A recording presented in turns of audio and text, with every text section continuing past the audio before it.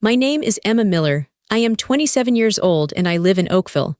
I knew something was wrong the second I unlocked the front door. The house was too quiet.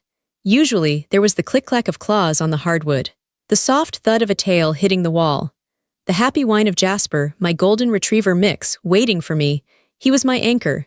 He was my only comfort in a house that often felt like a war zone. Today, there was nothing.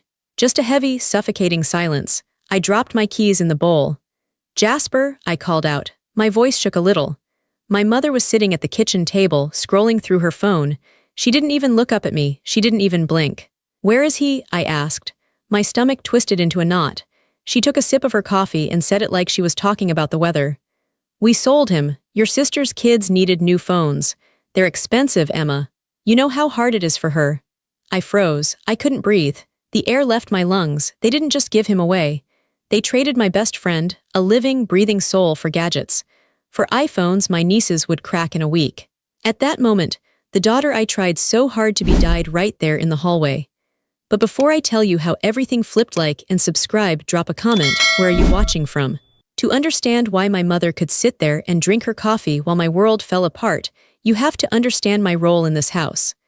I am not a daughter to them. I am a utility. I am like the refrigerator or the washing machine. You only notice me when I stop working. My name is Emma Miller. I am 27 years old. I have a job. I pay my bills. I help with the rent. But in this house, I am invisible. I grew up being the fixer. If something was broken, Emma fixed it. If bills were late, Emma paid them. If my parents argued, Emma was the mediator. If my sister, Sarah, had a crisis, which was every other Tuesday, Emma had to drop everything to help her. Sarah is 2 years older than me. She was the golden child. She was loud, demanding, and dramatic. My parents loved it. They fed off her energy. When Sarah walked into a room, the air changed. Everyone had to look at her. Everyone had to listen to her. I was the opposite. I was quiet. I was steady. I kept my head down and did what I was told. I thought that if I was good enough, if I was helpful enough, they would love me. I thought that if I carried enough of their burdens, they would eventually look at me and say, "Thank you, Emma, we appreciate you." That moment never came. I remember my high school graduation. I was valedictorian. I had worked so hard. I studied late into the night while my parents watched TV. I cooked dinner while Sarah was out with her friends. I thought, this is it. This is my moment. On the morning of the ceremony, Sarah called. She had a flat tire. She was crying hysterically. My father looked at me in my cap and gown. He didn't say, "I'm proud of you." He tossed me his car keys. "Go get your sister," he said. "She's stranded." "But Dad," I said. "The ceremony starts in an hour." "Family comes first, Emma," my mother snapped. "Don't be selfish. Your sister is scared." I went. I changed the tire. I got grease on my graduation dress. We missed the beginning of the ceremony. I missed walking across the stage when they called my name. When we finally got there, my parents didn't apologize to me. They hugged Sarah. They asked if she was okay. They bought her ice cream because she had a traumatic morning. I stood there in my stained dress, holding my diploma case that I had to pick up from a cardboard box later, and I felt entirely alone. That was my life. My mother manipulated through guilt. She was a master at it. "After everything we've done for you," she would say, "we put a roof over your head. We fed you." She made basic parenting sound like a heroic sacrifice that I owed her a debt for. If I ever tried to say no, she would clutch her chest. She would cry. She would say I was breaking her heart. My father was different. He didn't use guilt. He used dismissal. If I tried to talk to him about my day, he would turn up the volume on the TV. If I told him I was struggling, he would tell me to toughen up. "You're too sensitive," he would say. "Stop making a big deal out of nothing." But if Sarah had a problem, if Sarah needed money, if Sarah needed a babysitter for her 3 kids, then suddenly it was a crisis. Then it was an emergency. Sarah had 3 kids, my nieces. I loved them, but they were becoming just like her. Entitled, loud, demanding, Sarah was always struggling. She had a new phone every year, but she couldn't pay her electric bill. She had designer purses, but she needed my parents to buy groceries for the kids. And who paid for it? Often it was me. I worked as a graphic designer. I made decent money. But I stayed at home to save for a house of my own. Or that was the plan. In reality, my money went into the family pot. "Emma, can you cover the electric bill this month? Your dad's hours got cut." "Emma, we need to fix the boiler. Can you transfer some money?" Emma, Sarah needs help with the kids' school supplies. I gave and I gave. I thought I was buying love. I thought I was buying my place in the family. Then came Jasper. I found him 2 years ago. He was a stray, wandering near my office building. He was skinny, dirty, and scared. His golden fur was matted with mud. I sat on the sidewalk for an hour, holding out a piece of my sandwich. He finally came to me. He licked my hand. His eyes were big and brown and full of a sadness that I recognized. I took him home. My mother hated him instantly. "A dog," she screeched. "We don't need another mouth to feed, it's dirty. It's going to shed everywhere." "I'll take care of him," I promised. "I'll pay for his food, I'll clean up after him, you won't even know he's here." I named him Jasper. Jasper was the first living thing in that house that looked at me with love. When I came home from work, tired and drained, Jasper didn't ask me for money. He didn't ask me to fix anything. He didn't tell me I was selfish. He just wagged his tail. He leaned his heavy head against my leg. He let out a long sigh that seemed to say, "You're home, I'm safe, you're safe." For 2 years, Jasper was my shield. When my mother started yelling about how I wasn't doing enough, I would go to my room and hug Jasper. When my sister called demanding free babysitting, I would take Jasper for a long walk. He was my anchor. He kept me sane. He was the only one who listened to me. I would talk to him late at night. I would tell him about my dreams. I would tell him how much I wanted to leave this house. He would look at me with those soulful eyes, and I felt understood. My family knew this. They saw how much I loved him. They saw that he was the one thing that was purely mine. They didn't like it. My mother would complain that I spent too much time with the dog. "You care more about that beast than your own family," she would say. My sister would roll her eyes when I talked about him. "It's just a dog, Emma, get a life." They were jealous. Not because they wanted the dog, but because the dog made me happy. And when I was happy, I was less useful to them. When I had Jasper, I had a reason to say no. I had a reason to leave the house. I had a boundary. They hated that boundary. I should have seen it coming. I should have known they would come for him. But I never thought they would be this cruel. I never thought they would sell a living creature just to buy electronics. I was wrong. I stood in the kitchen, staring at my mother. The silence after she spoke was heavy. It felt like the air had turned into concrete. "We sold him. Your sister's kids needed new phones." The words bounced around my skull. They didn't make sense. It was like she was speaking a foreign language. You sold him?" I whispered. My voice was barely a sound. My mother put her phone down on the table with a sharp click. She looked annoyed. She looked like I was interrupting her relaxation time. "Don't look at me like that, Emma," she said. Her voice was sharp. It was a practical decision. Sarah called this morning. Her oldest, Mia, broke her phone again. And the twins have been begging for upgrades. You know how kids are. They get made fun of if they don't have the latest thing. I felt my hands start to shake. "You sold my dog for iPhones." "It wasn't just about the phones," she said, waving her hand dismissively. "We got $500 for him. That dog was a purebred or close enough. Sarah needed the money. It's been a hard month for her." "He was my dog," I said. My voice was getting louder. "He wasn't yours to sell. I paid for his food. I paid for his vet bills. He was mine." My father walked into the kitchen then. He was holding a newspaper. He looked at me, then at my mother. He knew exactly what was happening. "Lower your voice, Emma," he said. He didn't look at me. He walked to the fridge and opened it. "The neighbors will hear you." "I don't care about the neighbors," I screamed. "Where is he? Who did you sell him to?" My father grabbed a beer and closed the fridge. He leaned against the counter and shrugged. "Some guy from the internet," he said. "Came and picked him up an hour ago. Nice guy, had a truck." "You let a stranger take him?" I felt sick, physically sick. "Did you even check if he was a good person? Did you check where he was going?" "He paid cash," my father said simply. "That's all that matters." I looked at them, really looked at them. They were my parents. They were the people who were supposed to protect me. And they stood there, calm and indifferent, while my heart was breaking. This wasn't an impulse decision. They had planned this. Sarah must have called in the morning. They must have discussed it over breakfast. They probably took photos of Jasper while I was at work. They posted an ad. They negotiated a price. All while I was sitting at my desk, thinking about coming home to walk him. My phone buzzed in my pocket. I pulled it out blindly. It was a text from Sarah. It was a picture. It was a photo of her 3 kids, smiling wide, holding up brand new iPhone boxes. The caption read, "Thanks for the help, Auntie M. Kids are so happy, LOL." The LOL hit me like a physical slap. She knew. She knew exactly where the money came from. She knew the price of those phones was my best friend, and she was laughing about it. She sent me a picture, I said, holding up the phone. My hand was trembling so hard the screen was blurry. She thinks it's funny, my mother sighed. She stood up and walked over to the sink to rinse her cup. Oh, stop it, Emma, she said. You're being dramatic. Sarah is just happy the kids are happy. You should be happy for them too, you're their aunt. I should be happy you kidnapped my dog. We didn't kidnap him, my mother said. We rehomed him, it's better this way. That dog was too big for this house anyway. He took up too much space. He shed on the carpet, it was time for him to go. He was the only thing I loved in this house, I said. Tears were finally starting to spill over, I couldn't stop them. He was the only one who loved me. My mother spun around, her face was red. How dare you, she hissed. We love you, we feed you, we let you live here. And this is how you repay us, by screaming at us over an animal.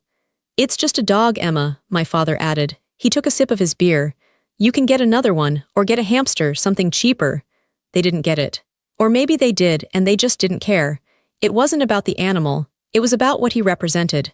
He was mine, he was my comfort, he was my boundary. By selling him, they were sending a message. A clear, brutal message.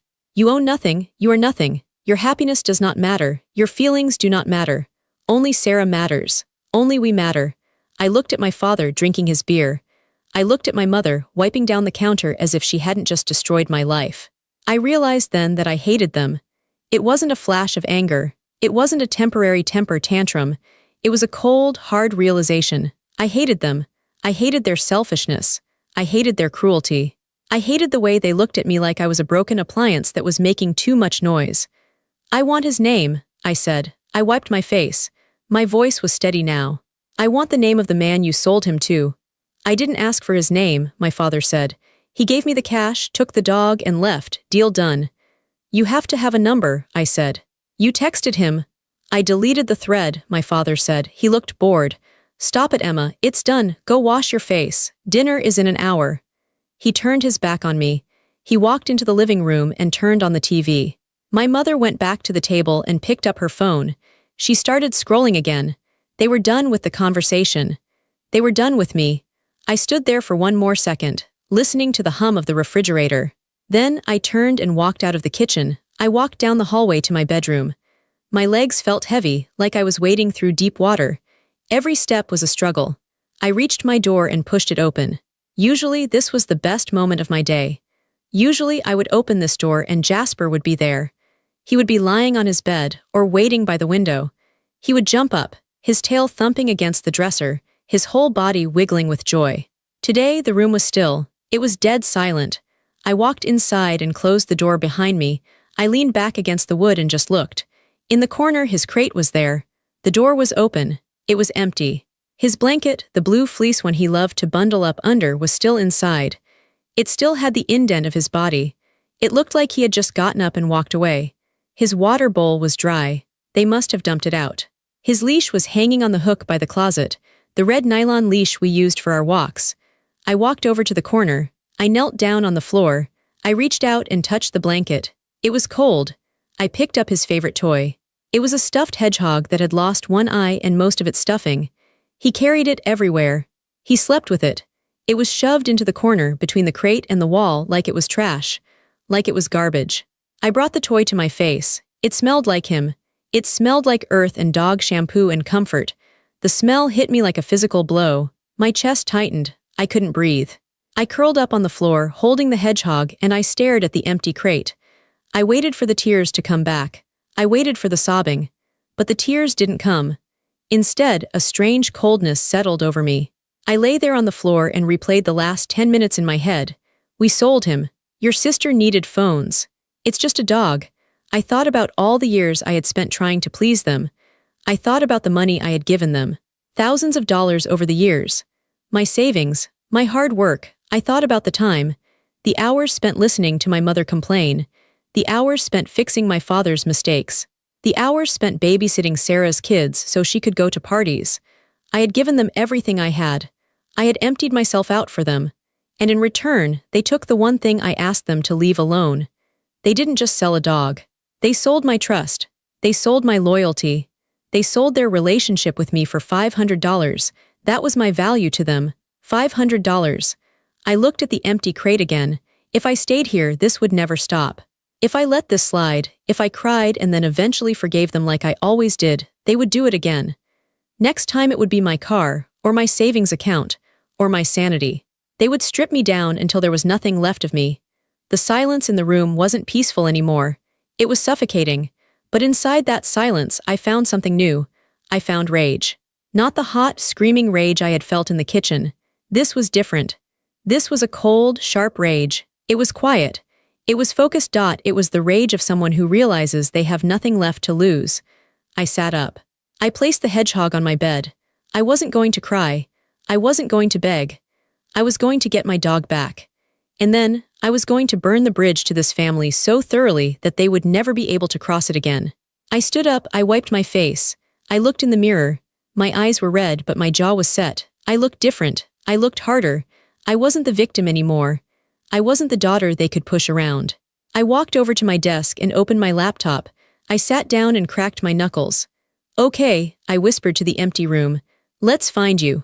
I knew my father. He was lazy. He wouldn't have posted ads on 5 different sites. He wouldn't have interviewed buyers.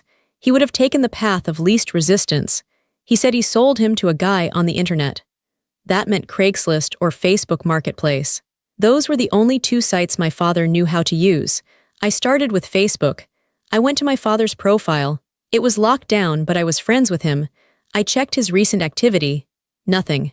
He was smart enough not to post it on his main wall.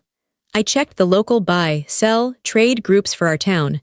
I scrolled through listings of used lawnmowers, baby clothes, and old tires. Nothing. I checked the groups for the neighboring towns. Nothing. I switched to Craigslist. I searched golden retriever. I searched dog. I searched free to good home, knowing my father, he might have listed it as cheap just to move him fast. I scrolled for an hour. My eyes were burning. The screen was the only light in the room. My door was locked. I could hear the TV downstairs. I could hear my father laughing at a sitcom. The sound made my blood boil, but I forced myself to focus. Focus, Emma, find him. I expanded my search radius. 20 miles, 30 miles, 50 miles, and then I saw it. A listing posted 4 hours ago. Golden mix. Male, 3 years old, great temperament, $500, must go today. There was no photo, just text. The location was listed as my town. The description was brief, but there was one detail that made my heart stop. Comes with blue fleece blanket. My father had sold the blanket too, but he had left it in the crate. No, we had 2 blue blankets. One in the crate, one we kept in the car. He must have given the guy the car blanket. I looked at the contact info. It was a generic email relay, but there was a phone number buried in the text. I didn't recognize the number. It wasn't my father's cell. I looked closer. It was my father's work cell number. The one he thought I didn't know. He had posted the ad from his work phone so my mother wouldn't see the notifications on his personal iPad. This was it. But the ad was marked deleted by author. That meant the sale was done. The listing was gone. I didn't have the buyer's info. I only had the proof that my father sold him. I felt a wave of panic. How do I find the buyer? I went back to the Facebook groups. I started searching for ISO Golden Retriever, in search of. Maybe someone had been looking. Then I had an idea. If the guy bought him today, maybe he was posting about his new dog. I searched new dog in the local community groups. I searched adopted. Nothing. I sat back, rubbing my temples. Think like a person who just bought a dog. You buy a dog, you need supplies. You might ask for recommendations for vets. You might ask for advice. I went to the dog owners of my county group. I sorted by newest. And there it was, posted 30 minutes ago. A grainy photo of a golden retriever sitting in the back of a pickup truck. He looked scared. He was looking at the camera with wide, confused eyes. The caption read, "Just picked up this guy. Previous owner said they were moving and couldn't take him. Seems sweet but a little nervous. Anyone know a good mobile groomer? He smells like cigarettes." My father smoked. The house always smelled like cigarettes. It was Jasper. I knew that face. I knew that white patch on his chest. I clicked on the profile. The name was Mike Henderson. He lived in the next town over, about 40 minutes away. I didn't hesitate. I didn't send a message. I didn't wait. I grabbed my keys. I grabbed Jasper's leash from the hook. I opened my bedroom door. The hallway was dark. I crept down the stairs. The living room light was flickering against the wall. I could hear my mother snoring in her chair. I slipped out the front door. My hands were shaking as I started my car. I punched the name Mike Henderson into my GPS on my phone. A generic address popped up. It was a guess, but it was a start. I drove fast, probably too fast. I rehearsed what I was going to say. I would offer him double. I would offer him everything in my savings account. I would beg. I would threaten. I didn't care. I wasn't leaving without my dog. The drive felt like it took 10 years. I pulled into a driveway of a small ranch house. There was a pickup truck in the driveway, the same truck from the photo. I killed the engine. I got out. I walked up to the front door. It was 9:30 p.m. It was late to be knocking on a stranger's door. I knocked anyway, hard. A minute passed, then the porch light flicked on. The door opened. A man stood there. He was big, wearing a flannel shirt. He looked confused. "Yeah," he said. "Can I help you?" "You bought a dog today," I said. My voice was breathless. "A golden retriever mix from a man in Oakville." The man's eyes narrowed. "Yeah, who are you?" "I'm his daughter," I said. "He stole that dog. He sold him without my permission. That dog is my baby. He is my everything." I held up the leash. My hands were trembling. "Please," I said. Tears were running down my face now. "Please, I have cash. I'll pay you whatever you want. I just want him back." The man looked at me. He looked at the leash in my hand. He looked at the desperation in my face. He let out a sigh. He rubbed the back of his neck. "He told me he was moving to Florida," the man said. "Said the dog needed a yard." "He lied," I said. "He sold him to buy iPhones." The man shook his head. "Unbelievable." He turned and shouted into the house. "Babe, bring the dog." A woman appeared in the hallway behind him. She was holding Jasper by the collar. As soon as Jasper saw me, he froze. "Jasper," I whispered. He let out a bark, a loud, sharp bark. He wrenched himself free from the woman's grip. He launched himself at the storm door. He was scratching at the glass, whining, crying. The man opened the door. Jasper hit my chest like a cannonball. I fell back onto the porch steps, but I didn't care. He was licking my face. He was crying, that high-pitched, happy cry that dogs do. He was wrapping his paws around me. I buried my face in his fur. He smelled like cigarettes and fear, but he was here, he was safe. "I've got you," I sobbed. "I've got you, buddy. I'm sorry, I'm so sorry." I looked up at the man. I reached for my wallet. "How much?" "I have 500 right now. I can go to an ATM." The man looked at his wife. The wife was wiping her eyes. "Keep your money," the man said. "I'm not taking money for a stolen dog. That's messed up." "Are you sure?" I asked. "Take him home," he said, "and keep him away from your dad." "I will," I said. I stood up, clipping the leash onto Jasper's collar. The click of the metal was the best sound I had ever heard. "Thank you," I said. "Thank you so much." I walked Jasper to the car. He jumped into the passenger seat like he had done 1,000 times before. I got in and locked the doors. I looked at him. He was panting, looking at me with adoration. "We're going home," I told him, "but not to stay." I started the engine. I wasn't just bringing a dog home. I was bringing back a war declaration. I drove back to my parents' house. The adrenaline was fading, replaced by that cold resolve again. I pulled into the driveway. The house was dark now. They had gone to bed. I unlocked the front door. I walked in with Jasper. My mother must have heard the door. She was standing at the top of the stairs in her bathrobe. "Emma," she called out. "Where have you been? It's almost 10 o'clock." I walked to the bottom of the stairs. Jasper stood next to me, growling low in his throat. He knew who she was. He knew what she had done. My mother saw him. She froze. Her hand went to her mouth. "How?" she stammered. "How did you?" "I found him," I said. My voice was calm, deadly calm. "I bought back what you sold." "You went to a stranger's house at this hour," she shrieked. "Are you crazy? You could have been killed. And bring that dog back in here. Your father said." "I don't care what he said," I interrupted her. I looked her dead in the eye. "Go to bed, Mom," I said. She opened her mouth to argue, but something in my face stopped her. She had never seen me look like this. She had never seen the utility, the appliance, speak back. She turned and went into her bedroom, slamming the door. I walked Jasper to my room. I put his water bowl down and filled it. I put his toy back in the crate. He curled up on his bed, letting out a long, heavy sigh. I sat on my bed and looked at him. I had won the battle, but the war was just starting. They thought this was over. They thought I would yell a little, bring the dog back, and things would go back to normal. They thought I would go back to paying the bills and fixing their problems. They were wrong. I reached for my laptop again. I logged into my bank account. It was time to show them what happens when the utility stops working. The next morning, The house was quiet in a way that felt dangerous.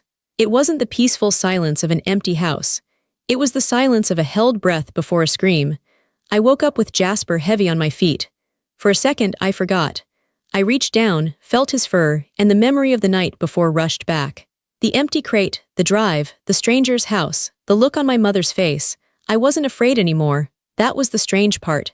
Usually, the morning after an argument, I would be a nervous wreck. I would be rehearsing apologies. I would be trying to figure out how to make them like me again.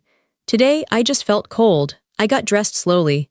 I could hear movement downstairs, the heavy footsteps of my father, the clinking of spoons. I checked my phone. It said no service. That was odd. I was on the family plan. I paid a third of the bill every month, transferring the money to my dad, but the account was in his name. I tried to connect to the Wi-Fi. Incorrect password. They had changed it. I almost laughed. It was so petty. It was so childish. They couldn't control me with guilt anymore, so they were trying to control me with inconvenience. They thought that if they cut off my internet and my calls, I would come crawling downstairs, begging for the password, apologizing for being a bad daughter. I walked downstairs. Jasper stayed close to my leg, growling low when we reached the kitchen. My parents and Sarah were there. Sarah must have come over early. They were sitting around the island, eating pancakes. They looked like a happy family in a commercial. They stopped eating when I walked in. "Morning," Sarah said. She had a smirk on her face. She was tapping her long fingernails on her new iPhone, the iPhone my dog paid for. "Mom says you had a little adventure last night." "I got my dog back," I said simply. I walked to the fridge to get water. "You stole him back," my father said without looking up. "I had a deal with that man." "It was an illegal sale," I said. "You sold stolen property." "Property?" My mother laughed. It was a harsh sound. "He's a dog, Emma, and you live under our roof. Everything under this roof is ours." "Not anymore," I said. My father slammed his fork down. "Look, we're done with the drama. You want to keep the mutt? Fine, but there are consequences. You don't get to disrespect us and live here for free." "I pay rent," I reminded him. "I pay for the utilities." "Not enough," he spat. "We changed the Wi-Fi. We cut your line from the phone plan this morning. You want to be an adult, go get your own contract. And don't expect us to include you in dinner tonight," my mother added. "If you're going to act like a stranger, we'll treat you like one." They looked so smug. They thought they had trapped me. They thought I would panic. They knew I needed my phone for work. They knew I needed the internet.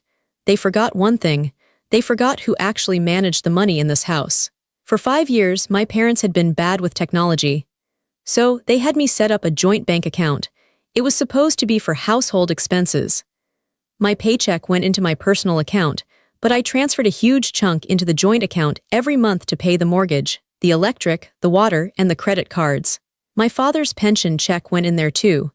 But mostly, it was my money that kept the balance positive. Crucially, because my father was lazy, he had made me a primary account holder so I could sign checks and talk to the bank without bugging him. I looked at them. I looked at Sarah playing on her phone. I looked at my dad eating pancakes paid for with my money. "Okay," I said. "Okay," Sarah asked. "That's it, you're not going to cry." "No," I said. "I'm going to go to work." I went back upstairs. I packed my laptop. I grabbed my bag. I drove to a coffee shop with free Wi-Fi. I bought a black coffee and sat down. My hands were steady. I logged into the bank's website. I pulled up the joint account. Balance, $4,250. My father's pension had just hit yesterday. My contribution for the mortgage was in there too. I looked at the transaction history. I saw the withdrawal for the family phone plan. I saw the charges for Sarah's online shopping spree she clearly used my mom's card for. I took a deep breath. I clicked transfer. I selected the entire balance. Every single cent. Destination, my personal savings account, the one they didn't have access to. I clicked submit. Transfer successful. The joint account balance blinked to $0. Then, I went to the bill pay section. I unlinked the electric bill. I unlinked the water bill. I unlinked the internet bill. I unlinked the mortgage autopay. I removed my email from the notifications. I sat back and took a sip of my coffee. They wanted to cut me off. They wanted to play games with money. Fine, they had cut off my phone service. I had just cut off their life support. My phone, which was only working on Wi-Fi now, started to buzz with emails confirming the transfers. I felt a dark sense of satisfaction. In about 3 days, the mortgage payment would bounce. In a week, the electric company would send a past due notice. And when they went to the grocery store today, when my mother tried to buy her expensive wine and Sarah tried to buy more toys for the kids. Card declined. I closed my laptop. I wasn't done. I drove to the phone store. I got my own plan, my own number. Then I went to work. I sat at my desk and did my job. I didn't answer the messages that started flooding in around noon. First, it was my mother. Emma, why is the card not working? I'm at the checkout. Then my father, what did you do to the account? Then Sarah, you selfish witch, fix it now. Mom is crying. I deleted them all. They had spent years telling me I was worthless. They had spent years telling me I didn't contribute enough. Today, they were finding out exactly what I was worth. When I got home that evening, the atmosphere had shifted from smugness to panic. I pulled into the driveway. My father's truck was there. Sarah's car was there. I took a deep breath. I turned to Jasper in the passenger seat. Stay here, buddy, I said. I'll be right back. I walked into the house. It was chaos. My mother was sobbing at the kitchen table. My father was pacing back and forth, his face purple with rage. Sarah was screaming into her phone, probably at her husband, complaining about me. When I walked in, the room went silent. You, my father roared. He pointed a shaking finger at me. You put that money back right now, that is theft. It's not theft, I said calmly. It's a joint account. My name is on it. And considering I've put in about 80% of the money in there over the last 5 years, I was just taking back my investment. We can't pay the mortgage, my mother wailed. We can't buy food. You have Sarah, I said, looking at my sister. Sarah got $500 for my dog. Surely she can help you with groceries. Sarah glared at me. I spent that money. The kids needed cases for the phones. Well, I said, that sounds like a you problem. You are ungrateful, my father spat. After everything we did for you, we raised you. You did the bare minimum required by law, I said. And you made me pay for it every single day. I didn't stop walking. I went past them up the stairs. I went to my room. I pulled my big duffel bag out of the closet. I didn't pack everything. I didn't want everything. I took my clothes. I took my laptop. I took my important documents, birth certificate, social security card, passport, which I kept in a lockbox because I never trusted them. I looked around the room. It was the room I had grown up in. The walls were painted a pale yellow I had picked out when I was 12. I felt nothing for it. It wasn't a sanctuary, it was a cage. My mother appeared in the doorway. She wasn't crying anymore. Now she looked desperate. Emma, she said, her voice was trembling. Emma, please, be reasonable, we can talk about this. Just transfer the money back, we're family. I didn't look at her. I kept folding my shirts. We sold the dog because we needed the money, she lied. We were desperate, your father's pride. He didn't want to ask you for more. You didn't ask, I said. You stole. We can fix this, she said. We'll apologize. Is that what you want? An apology? I'm sorry, okay, I'm sorry. It was the most hollow apology I had ever heard. She was only sorry because the ATM had stopped dispensing cash. I'm leaving, I said. You can't leave, she said. She stepped into the room. Where will you go? You need us. Who will take care of you? I zipped up the bag. I swung it over my shoulder. I've been taking care of myself since I was 10 years old, I said. And for the last 5 years, I've been taking care of all of you too. I walked past her. She tried to grab my arm. I pulled away sharply. Don't touch me, I said. My father was waiting at the bottom of the stairs. He was blocking the door. If you walk out that door, he threatened, don't you think about coming back. I will change the locks. You will be dead to us. I looked at him. I looked at the man who had tossed me his keys on my graduation day instead of hugging me. I looked at the man who sold my best friend to a stranger. Dad, I said, I was dead to you the moment I stopped being useful. You just didn't realize it until the money stopped. I stared him down. For the first time in my life, I didn't flinch. I didn't look down. He saw something in my eyes. Maybe he saw the truth. Maybe he saw that he had no power left. He stepped aside. I opened the front door. The cool night air hit my face. It tasted like freedom. I walked to my car. I threw the bag in the back. I got in the driver's seat.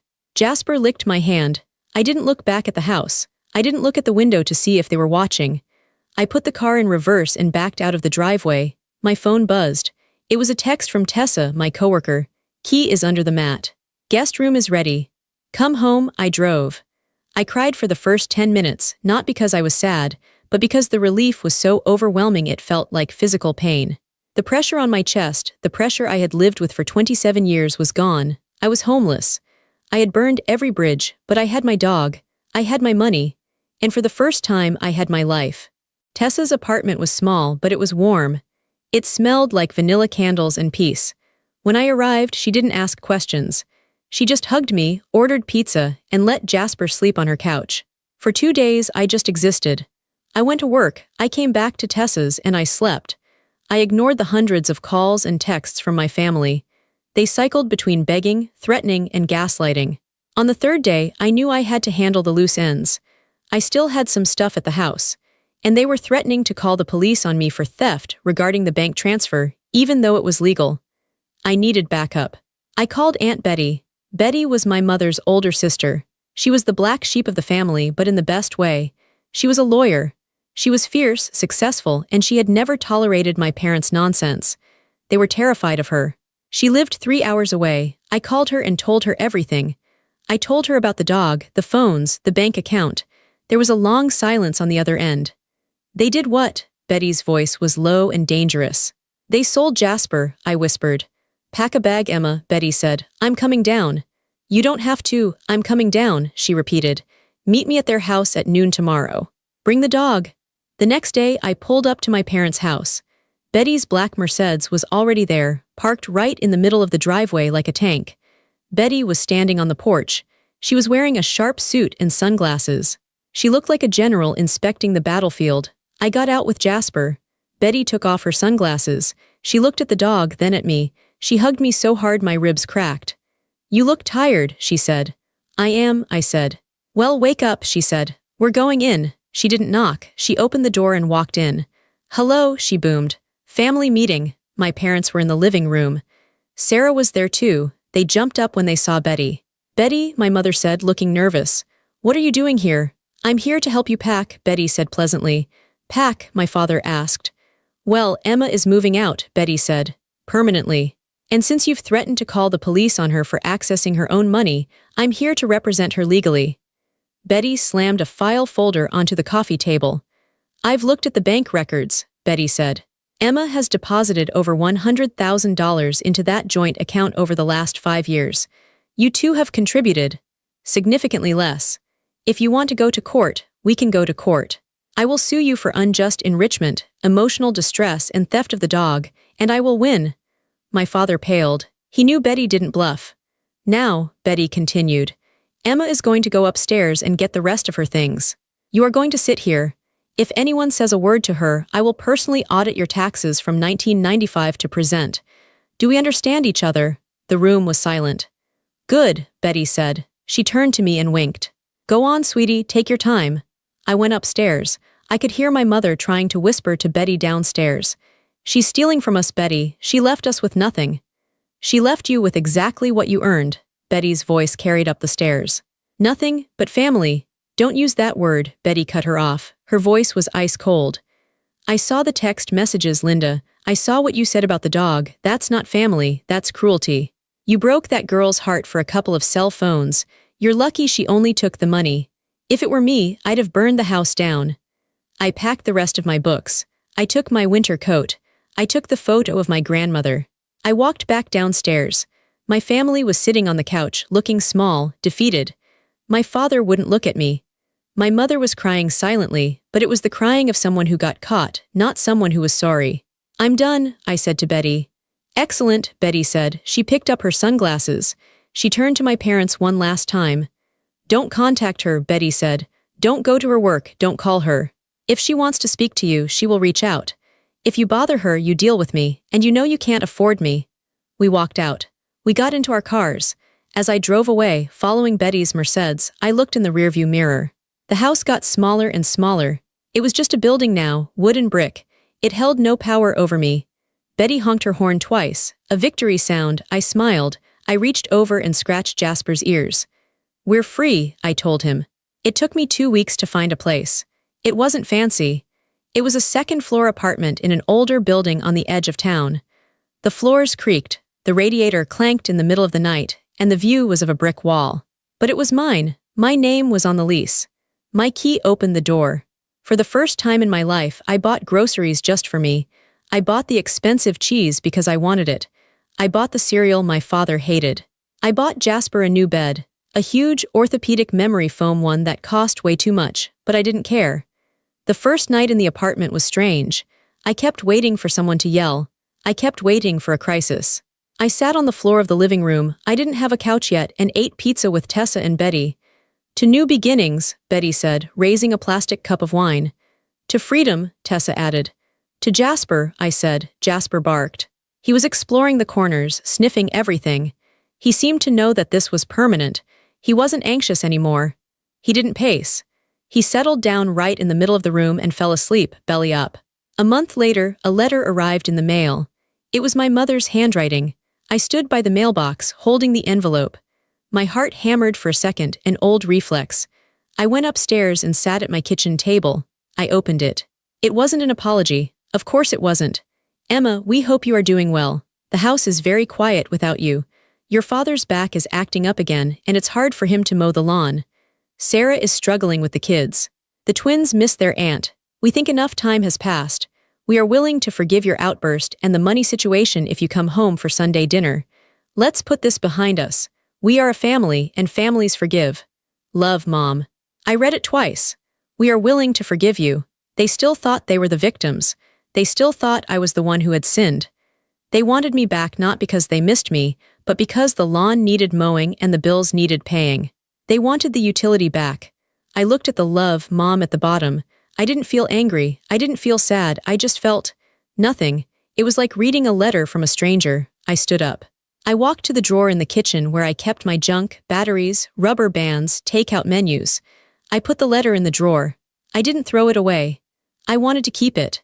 I wanted to keep it as a reminder of who they really were. Whenever I felt lonely, whenever I started to think maybe I should call them, I would read that letter. I would read the part where they offered to forgive me for saving my own life. I closed the drawer. I walked into the living room. The sun was streaming through the window. Jasper was sleeping in a patch of sunlight. I sat down next to him. I buried my face in his neck. I had lost my parents. I had lost my sister. I had lost the home I grew up in. But I had found myself. I looked around my imperfect, creaky, small apartment. It was the most beautiful place I had ever seen. It's been 6 months now. I haven't spoken to them. Aunt Betty tells me they are struggling. My father had to go back to work part-time. Sarah had to sell the new phones to pay a credit card bill. They are living the life they built. I am living mine. I got a promotion at work. I started painting again, something I hadn't done since high school because my mother said it was messy.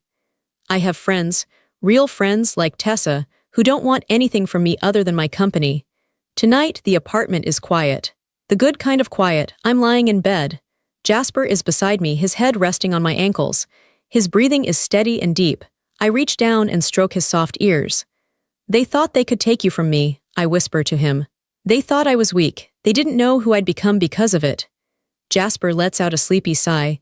I turn my head and look at the camera. I look at you. I know there are people out there watching this who are stuck. Maybe you're the fixer in your family. Maybe you're the one who pays the bills, who solves the problems, who swallows the insults just to keep the peace. Maybe you think that if you just give a little more, if you just try a little harder, they will finally love you the way you need them to. I need you to hear me. You cannot buy love. You cannot earn respect from people who benefit from your disrespect. When I stopped letting them use me, they stopped loving me. That means they never loved me at all. They only loved what I could do for them. It hurts to realize that. It hurts to walk away. It is terrifying to step out into the dark with nothing but a duffel bag and a dog. But the light on the other side, it is so bright. If you have to choose between your family and your soul, choose your soul. If you have to choose between keeping the peace and keeping your sanity, choose your sanity. And if you ever have to walk away from the people who were supposed to protect you, don't look back, just keep walking. I'm Emma, this is Jasper, and we are finally home. Subscribe for the next story.